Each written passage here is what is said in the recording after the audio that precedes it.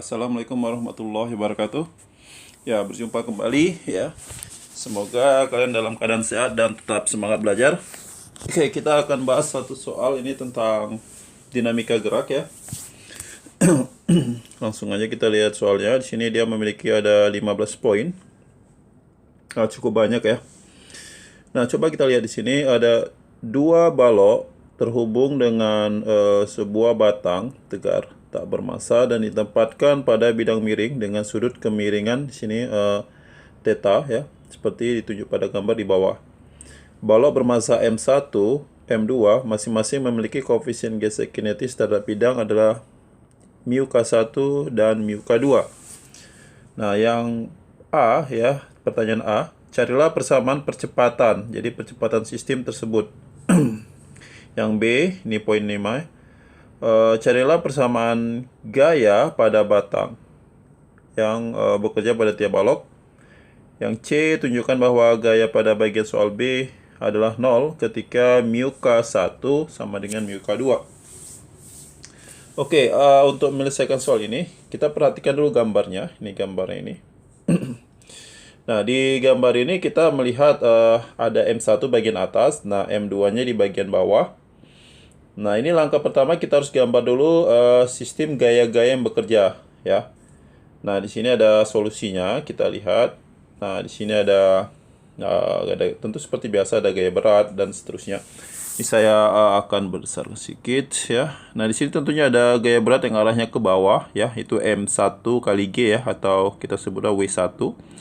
Nah, di sini juga ada tentunya W2. Nah, kemudian di sini kita lihat juga ini kan geraknya akan cenderungnya turun ke bawah. Berarti ada gaya gesek yang melawannya. Ini ada gaya gesek ke atas. Di sini adalah F. Kita boleh F1 ya, gaya gesek 1. Di sini juga ada F2. Lalu ada gaya normalnya nih. Nah, ini gaya normalnya. Kita kasih nama N1. Nah, yang ini kita kasih nama dengan N2.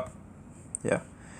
Nah, tentunya di sini seperti kita udah pahami ya, untuk ada gaya yang membuat dia bergerak ke bawah. Nah, tentu di sini ada W2 kali, nah di sini sin ya, kita kali sama sin tetanya. Nah, di sini juga ada, sini ada W2 ya kali dengan sin theta juga. Nah, ini lebih jelas kita lihat di bagian yang ini. Oke. Nah, di sini untuk benda satu. Nah, ini adalah benda yang kedua. Nah, di sini juga kita bisa lihat hubungannya ya. Jadi kita lihat sumbu yang tegak lurus sama bidang kita anggap sebagai sumbu Y, yang searah bidang kita kasih nama dengan sumbu X untuk memudahkan. Nah, kita bisa lihat di sini yang searah gerak positif, yang melawan gerak kita buat negatif. Kemudian yang sumbu Y itu yang vertikal ke atas positif, maksudnya tegak lurus dengan bidang ya, positif, yang ke bawah negatif. Dari pertama kita bisa lihat. Nah, di sini udah langsung dikasih tahu ya gaya-gayanya. Nah, untuk yang sumbu X-nya, yang Y-nya seperti itu. Oke. Nah, jadi ini sebenarnya sih bisa kita gunakan cara biasa aja ya. Kita gunakan sigma fx sama dengan m kali a untuk yang searah bidang ya. Kemudian yang tegak lurus bidang itu kita buat sigma fy-nya sama dengan 0. Nah, kita peroleh data-data di sini. Kemudian ini kita bisa lihat untuk yang sigma fy total. Nah, ini dikatakan, nah ini dapat untuk si n-nya, sehingga n1 sama dengan m1 g cos theta. Kemudian untuk si benda kedua dengan cara yang sama diperoleh n2 sama dengan m2 g cos theta juga. Ya, seperti yang udah paham. Nah, kemudian penerapan hukum kurun Newton untuk sumbu X pada masa M1 ya, berarti M1. Nah, sebenarnya kalau saya buatkan ilustrasinya di sini ya, ini ada tegangan talinya nanti di sini. Ini mungkin kita kasih warna berbeda. Sebentar. Kasih warna biru. Nah, di sini ada T ya. Di sini juga ada T. seperti itu. Nah, jadi kalau kita lihat untuk si satu, yang satunya, ini kita gunakan sigma fx ya. Oke, ini sama dengan M1 kali A, seperti itu. Ini hanya sama ya. Nah, sigma fx-nya kita lihat yang searah gerak itu yang ke bawah ya, arah geraknya ke bawah.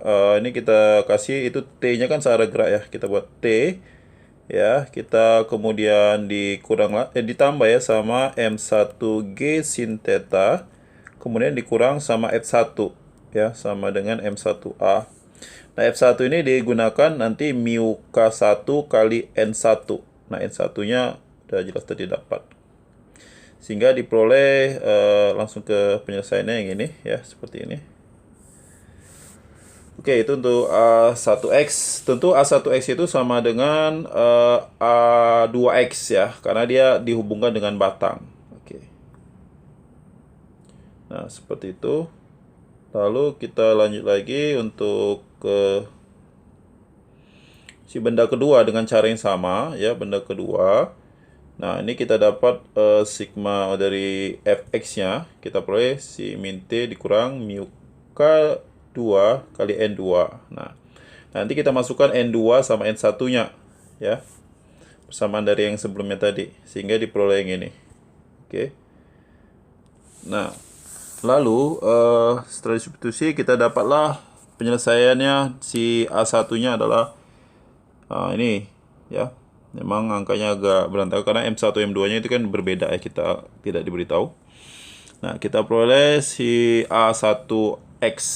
Nah, tentu A1X-nya sama dengan A2X juga. Jadi sama. Oke.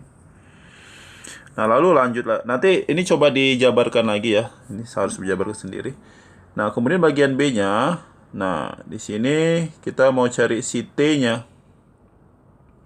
Nah, jadi dari persamaan yang sebelumnya di atas ya, bisa didapatkan untuk si T kita peroleh nih, sederhanakan. Oke. Nah, kemudian jika T tadi kata untuk bagian C-nya, di sini katanya mu K1 sama mu K2, T-nya sama dengan 0. Iya, karena dari rumus ini kan kalau kita buat ini mu K1 kurang mu K2 jadi 0. Kalau 0 kali apapun hasilnya jadi 0. Oke. Nah, ini sengaja saya buatnya nggak secara detail lengkap. Saya harap ini kalian mencobanya sendiri, ya. Oke, saya rasa itu dulu ya. Jadi nanti kalian jabarkan secara detail. Ini kan tadi udah saya jelaskan arahannya saja. Oke, terima kasih sudah menyaksikan. Assalamualaikum warahmatullahi wabarakatuh.